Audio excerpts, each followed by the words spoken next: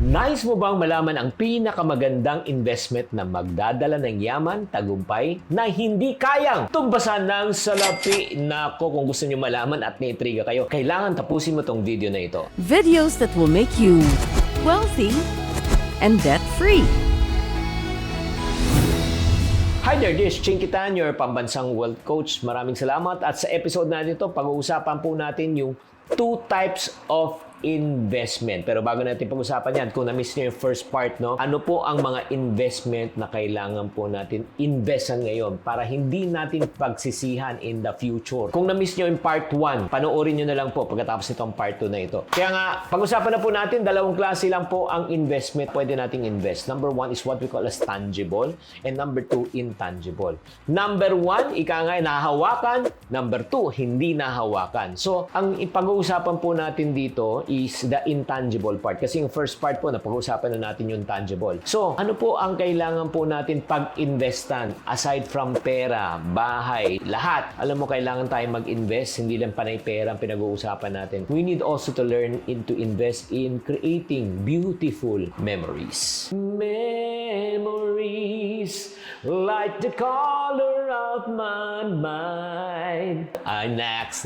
Okay, ano mang ibig sabihin yan? Spend quality time with your loved ones. Sa totoo lang, tayong mga negosyante at mga taong busy, minsan guilty po tayo. We spend all our time at work and at business to gain all the money in our lives, but at the end of our lives naman, wala tayong masyadong time para sa ating pamilya. Kaya nga, importante po yung bonding time with your family. I hope you understand. Kung nag-agree po kayo, type agree in the comment section. Yung heart ko talaga, yung puso ko talaga goes out with our kababayan OFW talaga. Ang hirap po ng kanilang kalagayan at sitwasyon, especially yung mga kababayan po natin na sa Singapore, sa Hong Kong, or let's say, lalo na yung mga OFW na nagtatrabaho sa bahay po, na hindi nila pwedeng makasama kanilang anak at pamilya. Ang hirap po talaga. Magdurugo ang puso mo talaga. Kaya nga, sana naman yung pagiging OFW po natin ay hindi po permanente, kundi ito po ay pansamantala. Kaya nga mga friendship, no, spend time with your loved ones, no, kung kakayanin po. Kaya nga, yung likewise, ito lang po ang. And part of creating beautiful memories is not only, syempre, time with family, and one of them is, another way is through travel. Oo. And travel, ito lang po, can be costly also. Syempre,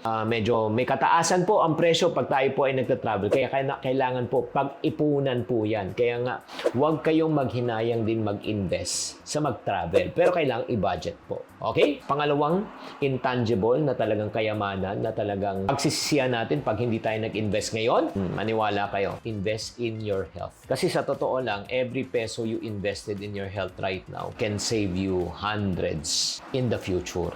Ako naniniwala ako, prevention is better than cure. Bakit ko nasabi yan? Kasi yung aking ama, siya po ay nag-dialysis nung siya po ay buhay pa ng 12 taon, 12 years po. Nakita ko po yung hirap ng isang dialysis patient. Not only that, di lang yung hirap, pati yung financial cost. Naubos po yung inipon niya, kayamanan, lahat naubos. Wala lang sa ospital. Kaya nga, I just want to challenge you right now, as young as we are right now, habang tayo ay kaya pa, pangalagaan po natin ang ating katawan. Diba? Take a moment to evaluate your health. Ikaw, kamusta ka? Ikaw mismo. Kamusta ka physically, mentally, emotionally? Kasi ang pinag-uusapan natin, hindi lang physical health, mental health, also emotional health, spiritual health. Importante yan eh. Kasi your health will deteriorate over time. Para lang tayong makina ng sasakyan, kailangan mini-maintain. Pag hindi mini-maintain, masisira po siya. Kaya nga, please, ito lang po, paalala lang po, kung napapansin niyo po from my videos, dating malapad po ako, ngayon lumipis na po ako. Bakit? I chose to take good care of my health. Ayun ang ginawa ko po. Simple lang. Number 1, I changed my diet, I changed my sleeping habit, I exercise on a daily basis, araw-araw po. So to cut the long story short, by the grace of God, from 157 pounds right now, I'm 140. From a waistline of 34 right now, I'm 30. Sexy na ulit. Number 3 po, third investment na pagsisihan po natin pag hindi po natin ininvestan. Ito po, invest in your relationship with your family, with your partner, and with your kids. Alam mo, ito lang sabihin ko po sa inyo. No amount of success in business, in society, can compensate for failure in the family. Do you agree? Type agree in the comment section if you agree. Alam mo, pagka yung mga anak nyo, Alam niyo naman to, pag umabot na ng teens, mga 18, di ba? Ano na may sarili ng buhay yan Kaya habang bata pa, di ba, kailangan mag-invest na tayo ng oras sa kanila. Bakit? Aalis na rin yan, may barkada na rin yan, magbabago na rin po ang kanilang mga prioridad. And likewise, I hope also, hindi lang anak ang dapat ang tuon ng pansin natin, pati ang ating mahal sa buhay, ang ating asawa. Kailangan po bigyan natin ng pansin. Bakit po? Darating din po ang panahon, iiwanan tayo ng mga anak natin at ang matitir na lang kayong dalawa. Kaya naman sana naman, you started off as lovers, di ba? And then I hope you will end as lovers, not fighters or haters. Bakit? Kasi ang nakakalungkot niyan because you dedicate so much of your time and life to your kids. Nung nawala na yung mga anak niyo, parang nawala na yung saysay ng buhay niyo. Tatandaan niyo kayo, nag-umpisa kayo rin po ang magtatapos. Bago pa tayo magpatuloy ng mga mahalagang investment natin para hindi tayo magsisi in the future, batiin muna natin siyempre si Cyril Gakula at siyempre si Hungry Earl and si Akopo 6573 pa-shoutout daw.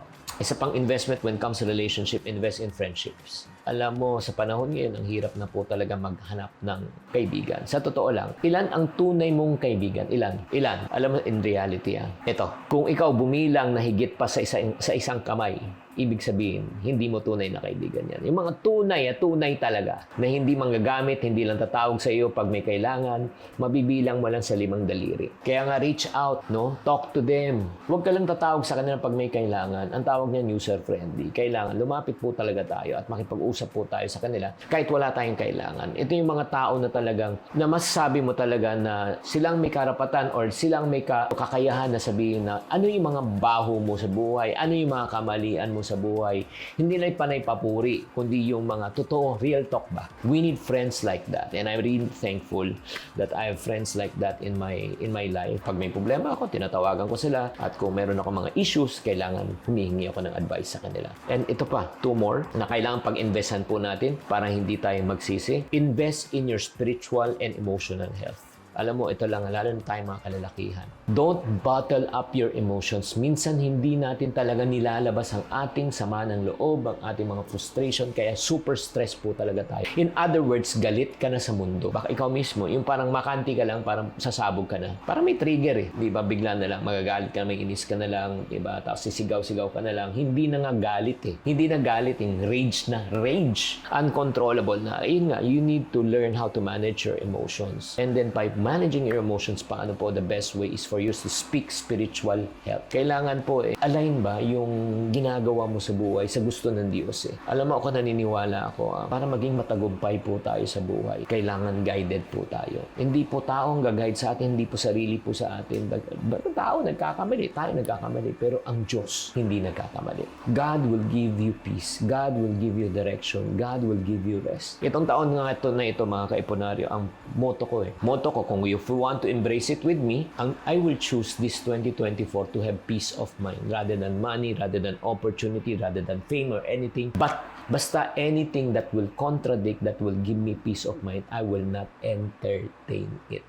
Yan ang direction sa akin ni Lord. Kaya nga, last but not the least, guys ito na nga, na-appreciate mo ba tong session na ito? Yes, maybe this is not about money, this is not about, pero ito lang, uulitin ko. Number 1, huwag mong kakaligtaan na pagsisihan mo to pag hindi ka nag-invest sa beautiful memories, hindi ka nag-invest sa kalusugan, hindi ka nag-invest sa tamang relationship, hindi ka nag-invest sa friendship, hindi ka nag-invest sa yung spiritual and emotional health, and ito pa ang pinakahuli. You and I should learn in investing in accepting yourself. Tanggapin mo ang iyong sarili. Ano ibig sabihin? Na talagang kailangan malaman mo ang purpose mo. Kailangan malaman mo kung anong dahilan kung bakit ka dito sa mundong ibabaw na ito. Alam mo, pag ikaw ay nakita mo yung purpose mo, magkakaroon ng kahulugan ang iyong buhay. You will find meaning in life. Excited ka na gumising. Everyday excited akong gumising na gumawa ng video tulad nito to reach out to you. Na-appreciate niya ba itong channel na ito? Araw-araw po tayo nagsasama ng alas 8 ng gabi na may release po tayo. In order for me to really encourage people, to motivate people, inspire people. Investing in this type of aspect in your life, ang pinakamaganda niyan, will help you to live more fulfilling and meaningful life. Kaya nga, tanong ko sa inyo, ikaw, kamusta ka? Lagyan po natin ng metrics ha. Gusto kong i-gauge nyo ang sarili nyo ngayon. Check from 1 to 6 number, yung 1 to 6. Ang gagawin mo, gusto kong lagyan mo ng score ha. 1 is the lowest, 10 is the highest. Oh, let's talk about memories. Sa memories ba, nag-i-invest ka pa? 1 is to 10. Pakit-type lang po. Type mo memories, 1 is to 10. I would say memories ko, I would say nasa number 8 ako. 8, pwede ako. Ikaw, ano score mo? Health. Right now, nag-improve na by the grace of God. Ang health ko right now, I would say 7. O, ikaw, kamusta ang health mo? Pakitype. Pagdating naman sa family of asawa at anak, I would say 8 ako. Friends, I would say number 7 din ako sa friends. Okay, ikaw, ano score mo? Score tayong dalawa. Kay God naman, kay God. I would say number 8 din po ako. 8. And self, I would say number 8 din po ako. 8 din po ako. Kaya nga, ang kailangan po natin na makita po natin as much as possible, dapat balance po ang ating yung numero. Hindi nagkakalayo. Kung nakikita nyo, medyo mababa pa ang goal nyo, pataasin po. Kung nasa number 2 kayo, gawin nyo number 3. From 3 to 4, 4 to 5. Ang ultimate goal natin, syempre, mag-10. Sana naman naka-enlighten to po to sa inyo. Ito yung mga investment na kailangan natin pagtuunan ng pansin. Kung hindi, pagsisihan natin in 10 years, 20 years, 30 years from now. Nagustuhan nyo ba itong episode natin na ito? Kung nagustuhan nyo itong episode, do me a favor, send this video to your friendship. Send it to your friendship. Ma-encourage sila, ma-enlighten sila, at maliwanagan ano ba talagang tunay na kayamanan na talaga magbibigay ng tunay na kahulugan. Tatandaan, tamang karunungan, tamang disiplina ang susi sa pagyaman.